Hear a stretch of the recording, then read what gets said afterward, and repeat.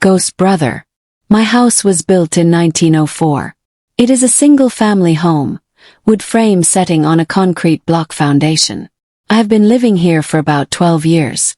Of all the weird things that my siblings and me have seen or heard in this house, this one event is my favorite. This happened to my brother.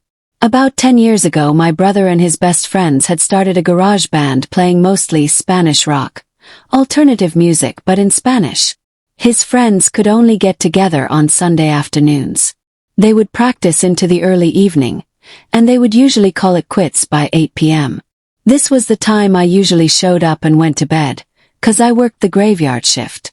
This happened in late fall, so the days were getting shorter. They had just finished a long session when the decision to head to someone else's house came about. My brother handed his car keys to his buddy so they could load up the equipment.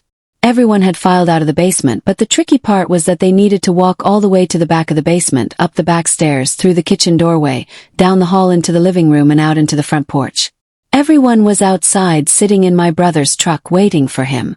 My brother was walking up the back stairs when he remembered that he had left his pancakes in a to-go container sitting on a speaker in the basement. He made the decision to go back. Now the basement is not clean with full sight lines, there had been partitions made, and the boiler and main heating unit are right smack in the middle.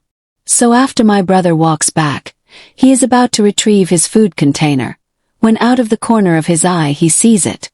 It is a shadowy figure, right at his peripheral vision. This feeling of dread and uneasiness washed over my brother.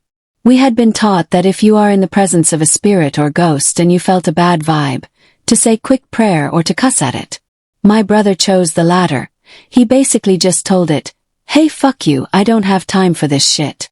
My brother started to walk to the back of the basement and briskly up the stairs, closing doors and turning off lights as he was walking out.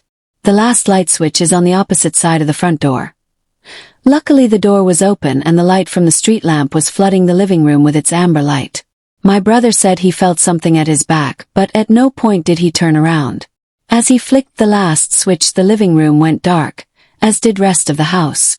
As he stepped out, he pulled on the door, closing it behind him. Still holding his food container in one hand, he jogged down the few porch steps. He walked towards the front gate. Our house resides far from the main street, essentially having a large front yard but no rear garage. As he closed the gap between himself and his friend-laden truck, he kind of smiled and thought things over in his head, mad at himself for spooking out when there was no reason. He climbed into the driver's side of the truck, putting on his seatbelt and getting ready to pull out of the parking spot directly in front of the house, when one of his friends asked, "Hey, wait, what about your brother? Isn't he coming with us?" My brother answered, "What do you mean?" "He went to work early tonight. He is already gone. Do you see his car anywhere?" The next question they asked, "So then who was walking behind you when you were leaving the house?"